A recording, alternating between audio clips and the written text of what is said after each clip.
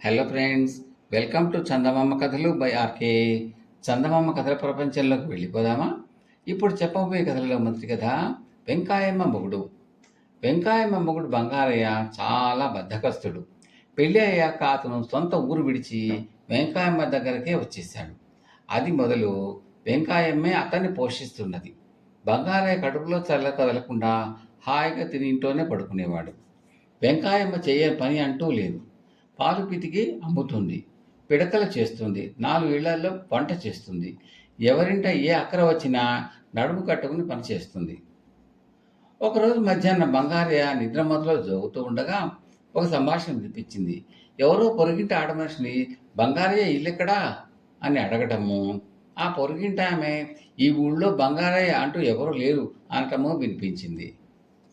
బంగారయ్య లేచి వెళ్ళి తలుపు తెరిచి చూసేసరికి బంగారయ్య ఊరివాడు కనిపించి, అడుగో బంగారయ్య లేడంటావేమిటమ్మా అని పొరుగింటి ఆమెతో అన్నాడు. నువ్వు అడిగింది వెంకాయమ్మ మొగుడినా అని ఆమె లోపలికి వెళ్ళింది. వచ్చిన మనిషి బంగారయ్యతో కాసేపు మాట్లాడి, నువ్వు ఈ ఊళ్ళో వెంకాయమ్మ మొగుడుగా చలామణి అవుతూ మన ఊరి పరువు తీస్తున్నావా అని వేళాకోళం చేసి వెళ్ళిపోయాడు. బంగారయ్యకు ఇది చాలా అవమానం అనిపించింది. తను బంగారయ్యగా పేరు పడటం ఎలాగా అని ఆలోచించాడు. ఇంట్లో కూర్చున్నంత కాలము అది సాధ్యపడదు. లేచి వెళ్ళి ఏదైనా పని చేయాలి, డబ్బు గడించాలి.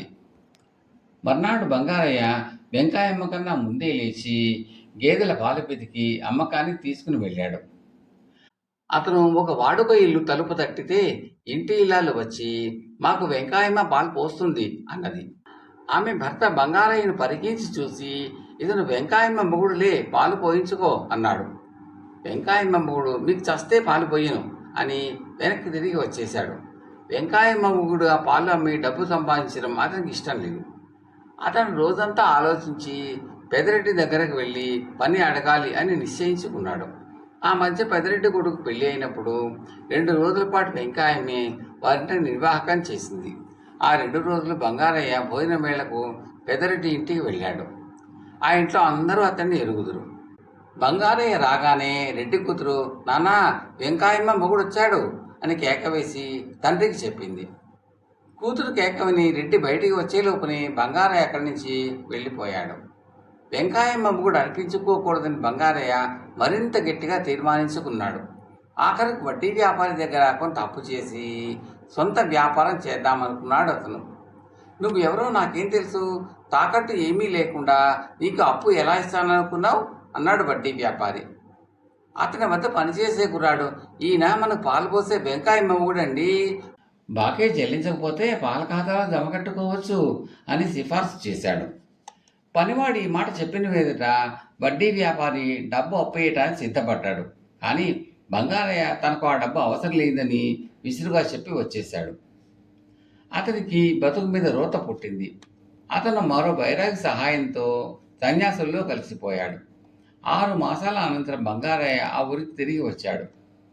ఒక ఇంటికి వెళ్తే ఎండన పడి వచ్చాడు. ఆ సన్యాసికి కాస్త మజ్జిగ అయ్యి అన్నాడు ఒక గృహస్థు తన భార్యతో. ఇంకో ఇంటికి వెళ్తే ఆ ఇంట్లో సన్యాసికి బియ్యం వెయ్యమ్మా అంటూ ఒక పిల్ల తన తల్లిని కేకవేసింది.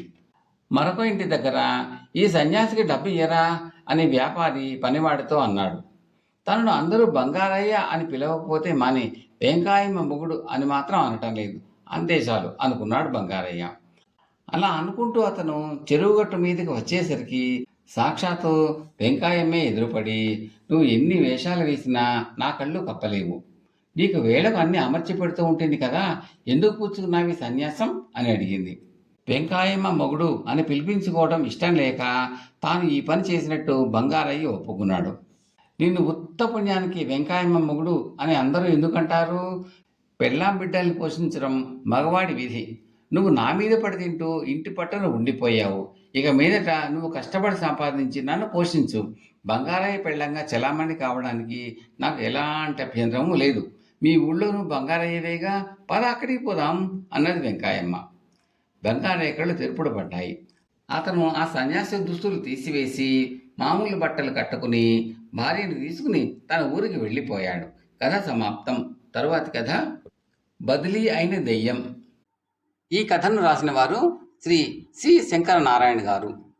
చాలా కాలం క్రితం సింహపురంలో విజయసిద్ధి అనే ఒక మహావీరుడు ఉండేవాడు. ఆయన రాజుగారికి కొలువు చేయకపోయినా రాజుగారి ఆప్తులలో ఒకడుగా ఉంటూ తనకున్న దానితో స్వతంత్రుడుగా జీవిస్తూ ఉండేవాడు. విజయసిద్ధిని యుద్ధరంగంలో ఎదుర్కొన్న వాళ్ళు ఆయన చూడగానే భయంతో కొయ్యబారిపోయేవారట. కానీ ఆయన పెద్దవాడే మామూలు మనిషిలాగా జీవిస్తున్నప్పటికీ ఆయన భయంకరుడుగానే కనిపించేవాడు.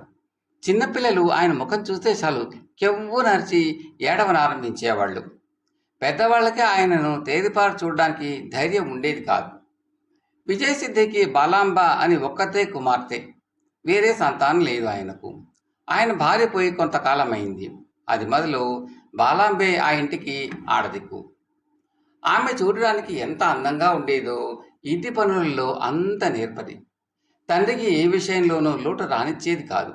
మా బాల నన్ను కనిపెట్టుకుని ఉన్నంతకాలము నాకు ఏ లోటు రాదు అని విజయశ్రీ తరచు తన స్నేహితులతో అంటూ ఉండేవాడు.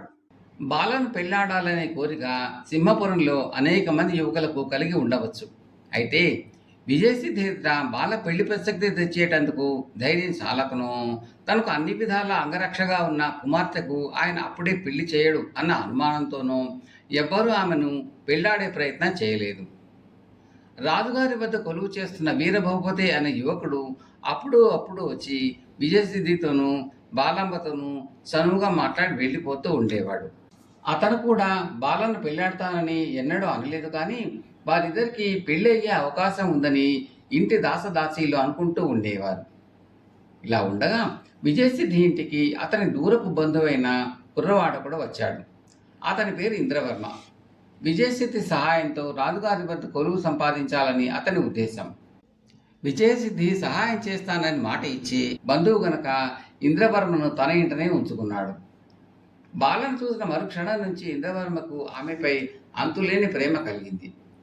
ఒక ఇంట్లోనే ఉండటం చేతను, ఇంద్రవర్మ అవసరాలని బాల స్వయంగా చూస్తూ ఉండటం చేతను ఇద్దరి మధ్య త్వరలోనే చాలా చనువు ఏర్పడింది.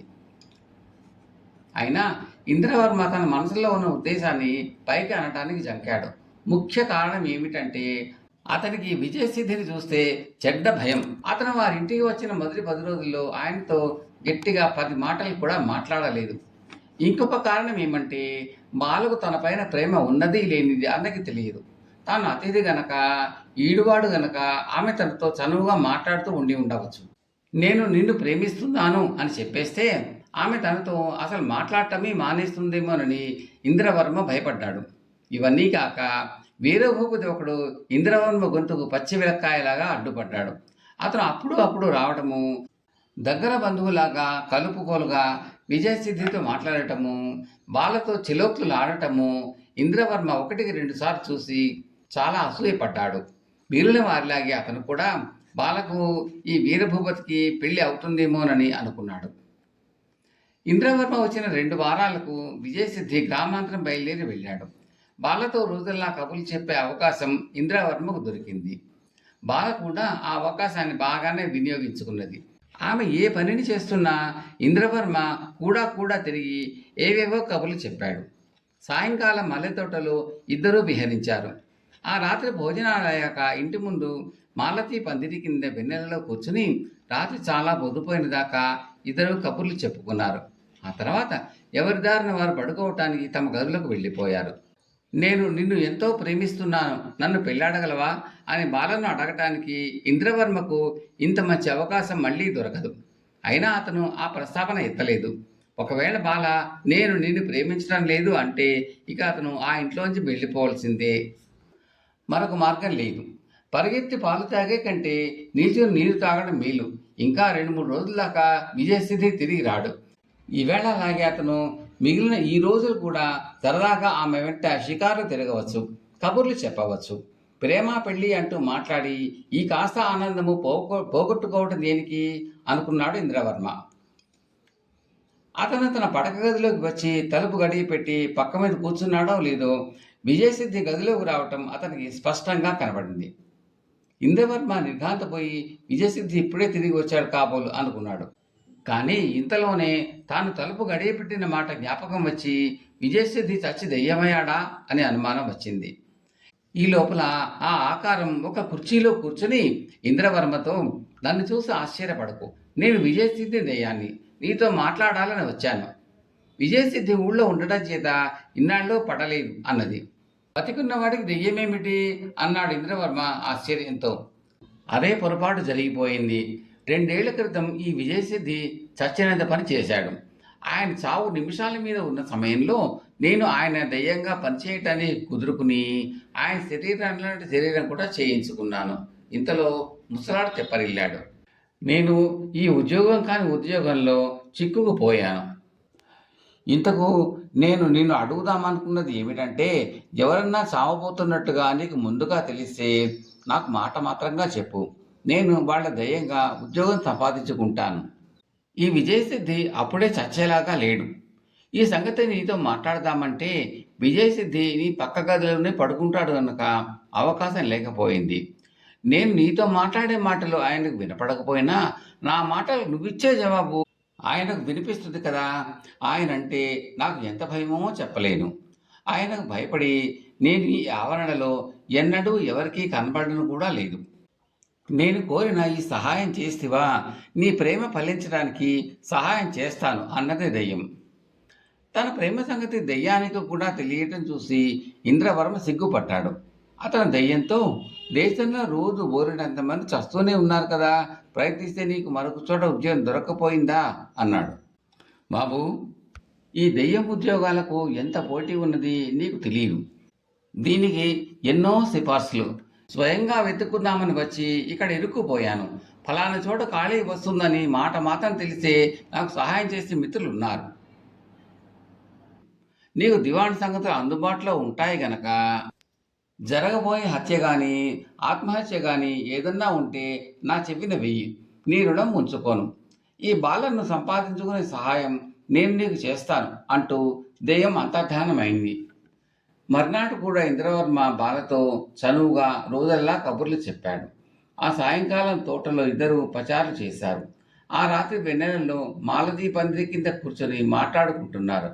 ఇంద్రవర్మ బాలతో చెబుదామనుకుంటూనే ధైర్యం చాలక తన ప్రేమ ప్రసక్తి ఎత్తనే లేదు. అకస్మాత్తుగా ఇంద్రవర్మకు బాల వెనకగా దెయ్యం కనబడి, నువ్వు వట్టి పిచ్చివాడిలా ఉన్నావు, బాలను పెళ్ళాడమని అడగవేం? నువ్వు ఆ మాట ఎప్పుడు అడుగుతావా అని ఎదురు చూస్తున్నది. రాక్షసుడిలాంటి విజయసిద్ధి మళ్ళీ గ్రామాంతరం వెళ్ళడానికి ఇంకో 2 ఏళ్లు పడుతుంది. ఆయన చుట్టుపక్కల ఉండగా నువ్వు ఈ సంగతి మాట్లాడలేవు అన్నది దెయ్యం. నాకు ఆ మనిషి సంగతి చెప్పకు అన్నాడు ఇంద్రవర్మ దెయ్యంతో.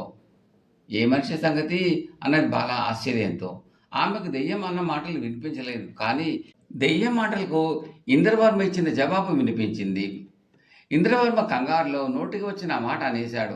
ఆ భూపతి లేడు, వాడి మాట అన్నాడు అతను. ఆయన గురించి అలా మాట్లాడడం ధర్మం కాదు. ఆయన చాలా తెలివిగలవాడు, పెద్ద మనిషిను, త్వరలోనే పెద్ద ఉద్యోగం వస్తుందని కూడా అనుకుంటున్నారు.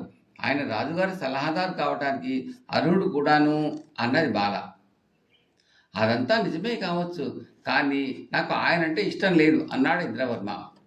దెయ్యం ఇంద్రవర్మతో, నువ్వు నాతో తిరిగి మాట్లాడితే చిక్కున పడిపోతావు, జాగ్రత్తగా ఉండాలి సుమా. ఇంతకు నేను అడిగిన విషయం ఏమైనా వార్త సంపాదించావా? ఇప్పుడే చెప్పకు. నేను నీ పడక గదిలోకి రానా, లేక ఇమ్మాయి వెళ్ళిపోయిన దాకా ఇక్కడే ఉండనా అన్నది. ఇంద్రవర్మకు మండిపోయింది. నువ్వు వెంటనే దయచేయి, నీతో మాట్లాడేటందుకు నాకేమీ లేదు అని కసిరాడు. ఆ మాటలు విన్న బాల అతని చేసి నిర్ఘాంతపోయి చూసింది. ఆమె ముఖం ఎర్రబారింది. ఈ సంగతి ఇప్పటికైనా చెప్పారు, ఇంకా నయం అంటూ ఆమె లేచింది. బాల, అది కాదు, ఒక్క క్షణం ఆగు, నా ఉద్దేశం అని ఇంద్రవర్మ ఏదో చెప్పేలోపునే ఆమె వెనుదిరిగైనా చూడకుండా చెరచరా వెళ్ళిపోయింది. ఇంద్రవర్మ కుంగిపోయాడు. పాపిష్టి దయ్యమా, నా బతుకంతా బండలు చేశావు కదా, అంతా సర్వనాశనం అయిపోయింది, నీ సహాయం చట్టుబండలుగాను అని దెయ్యాన్ని తిట్టాడు.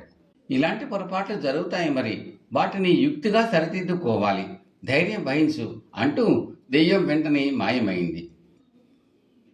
ఇంద్రవర్మ ఆ రాత్రి నిద్రపోలేదు. నేను మీ తండ్రి దెయ్యంతో మాట్లాడాను, నీతో కాదు అంటే బాల నమ్మదు. ఒకవేళ నమ్మితే తన ఇంట దెయ్యం ఉండదని తెలిసి బెదిరిపోతుంది. తన తండ్రి చచ్చి దెయ్యమైనాడనుకుని ఆమె గుండె పగిలి చచ్చిపోయినా చచ్చిపోతుంది. అలా కాదని నిజం చెప్పకపోయినా ప్రమాదమే. ఆమె ఇక ఎన్నటికీ తన ముఖం చూపదు.